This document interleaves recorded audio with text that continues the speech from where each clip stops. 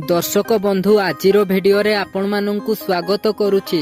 महिला मानंक पई घोषणा करिथिले बीजेपी सरकार। राज्य रे नुआ सरकार आसिले लागू करिबा नै प्रतिश्रुति मध्य देइथिले। आउ सरकार आसीबा प्रथम दिनरु ही कैबिनेट बैठक रे बड़ निष्पत्ति नेइथिले।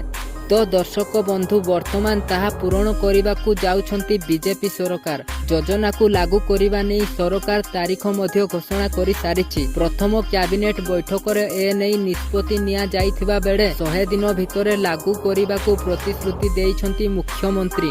आउ निष्पत्ति मुताबक सेप्टेम्बर 17 तारिखरु राज्य रे लागू हेबो सुभद्रा योजना। एही योजना रे महिला मानंकु 50,000 टंकार भाउचर प्रदान करा जिवो। ए नै संपूर्ण गाइडलाइन प्रस्तुत करिबाकू महिला और शिशु विकास विभाग को निर्देश दिया जाई सारिछि। एबे जानिबा केउ माने लाभ उठाई पारिबे एही योजनार। ओडिसार महिला मानंको पई सुभद्रा योजना कारी करा जिवो। ती महिलांकु 50,000 टंका कैश भाउचर मिलिबो 2 वर्ष मध्यरे। एहाकू सेमाने खर्च करि पारिबे। तेबे एहाकू सेमाने केमिति पाइबे किपरि कार्यकारी करिवे जानंतु। सुभद्रा योजना रे आवेदन ऑनलाइन किंबा ऑफलाइन माध्यम रे करि पारिबे एवं एही योजनाटी केवल विवाहित महिला माने ही आवेदन करि पारिबे। एबे जानिबा केउ सबु डॉक्यूमेंट रो आवश्यकता रहिছে। प्रथमे तो आधार कार्ड टी रहिबा निहाती जरूरी। ताहा परे बैंक अकाउंट, ठिकाना प्रमाण पत्र, mobile number, passport photo, income certificate एवं राशन कार्ड एही सबु डॉक्यूमेंट आपणक पाखरे थिबा निहाती जरूरी।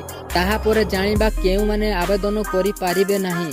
जेउ माने अविवाहित सेमाने आवेदन करि पारिबे नाही एवं जेउ माने सरकारी चाकरी करुथिबे सेमाने मध्य आवेदन करि पारिबे नाही। किंतु अंगनवाड़ी कर्मी माने एही योजनार लाभ उठाई पारिबे।